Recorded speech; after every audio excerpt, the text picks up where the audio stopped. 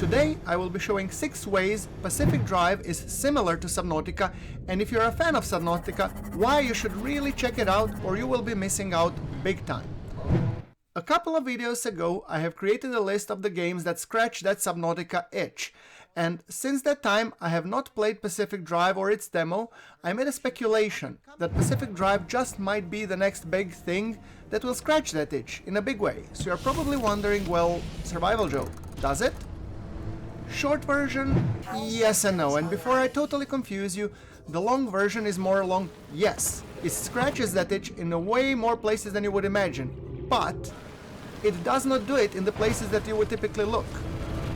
Pacific Drive does evoke the same palette of feelings I get when I play the original Subnautica, yet when playing it feels delightfully different, offering its own character in place, which in my mind is a perfect combination.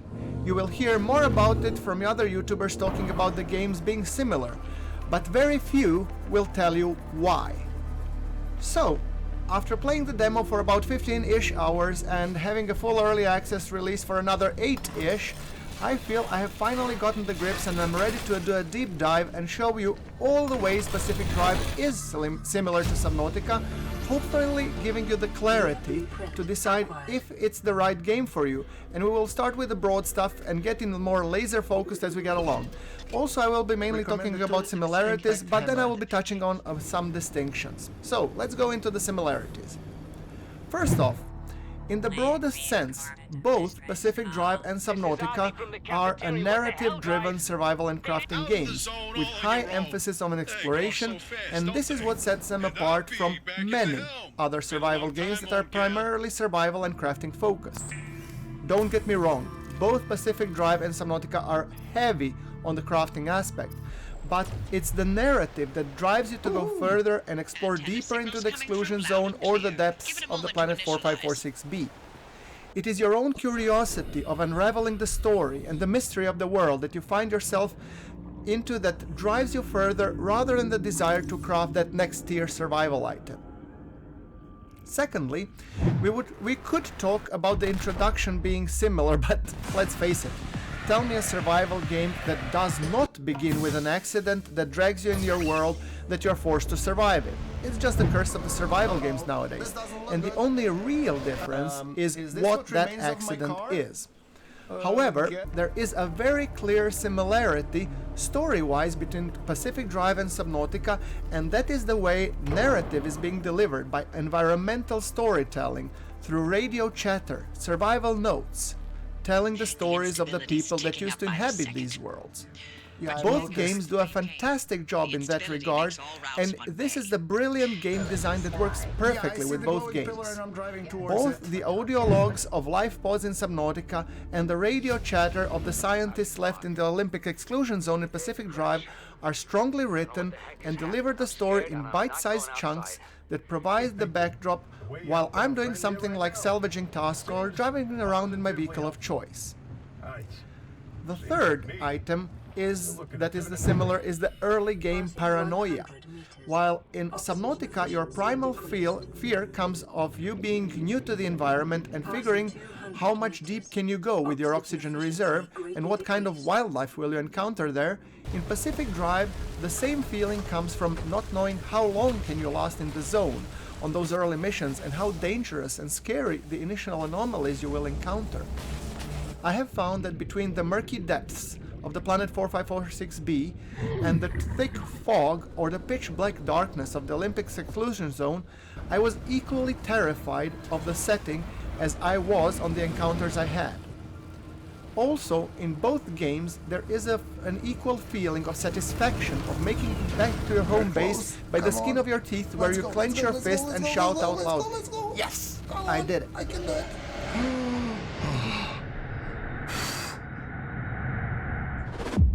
Jeez Louise. Number 4, speaking of clenching, both games evoke a feeling of dread where your butt cheeks clench so hard that if you had a lump of coal up your butt you would be pooping out diamonds. As I mentioned in my other video, both Pacific Drive and Subnautica invoke in players a much more primal fear than the fear of monsters as other survival games. Both of the games feed on the most basic human fear, fear of the unknown. In both games you get terrified, but not only what you see, but what you hear, as the audio design of both games is downright phenomenal. I remember the heart-stopping moment when I first heard the shriek of the Reaper Leviathan in Subnautica. Any player that has ever played Subnautica will tell you that is at that very moment their panties went dry. The only other game that has managed to do the same for me was Pacific Drive, when on my first zone sortie, which was at the night time, and when I heard the siren, followed by my car passing through the left-right anomaly, which caused my station wagon to go bananas, lights flickering, electricity cracking, and the car radio turning on with all kinds of weird sounds playing. I'm telling you, I still get the chills when I remember that moment. Point number 5, we talk about the strong demand for upgrading your ride in order to progress. While it's true for any survival game, I have found that most survival games, they're most difficult at the start, and they get much easier the further you progress.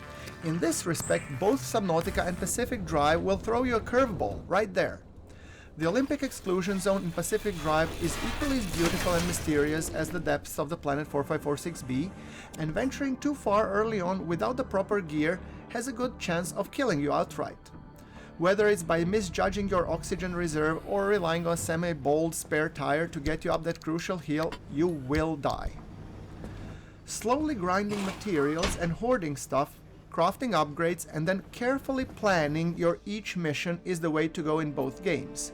You must go onto the missions with a clear objective, and even more clear exit strategy is what will give you the best results, and ensure you make it back to your base with the loot. Cause chances are, by the time you're going back home, you will be either racing into the exit portal or racing back to your underwater base being chased by an apex Leviathan predator with time ticking and seconds making a difference between the rousing success and utter failure. Number 6. Speaking of upgrades, both these games feature you as a protagonist that has a deep and meaningful relation with your primary mode of transportation, which in Subnautica, let's face it, 80% of the cases, it's Seamoth, your trusty, loving submarine. While in the Pacific Drive, it's your rust bucket. Trusty station wagon with a secondary focus on building your base or a garage. While building your base, a garage is important, it's the upgrades to your primary vehicle that will make a difference between merely surviving or thriving in the beautiful and dangerous environments you have been thrown into.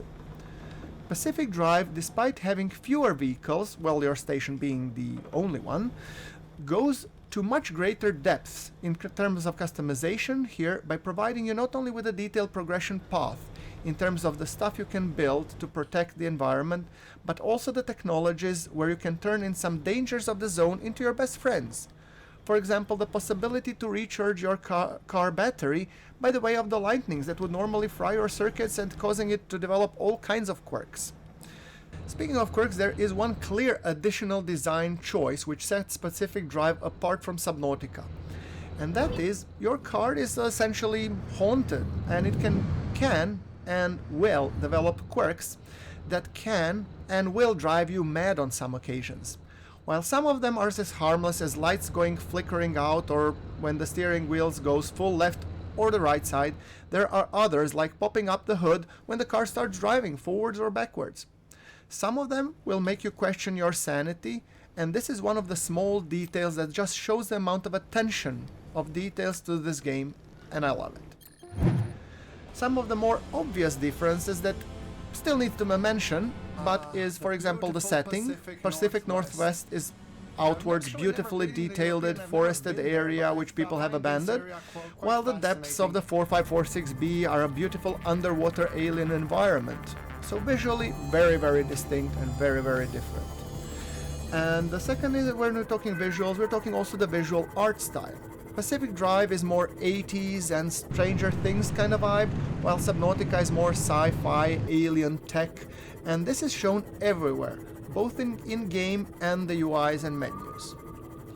By the way, if you guys found this video helpful and informative, I would really appreciate if you could boop the like button to let me know that I should be making stuff like this in the future. And while you're there, why not consider subscribing and clicking that notification bell so you get notified when I make more videos like this.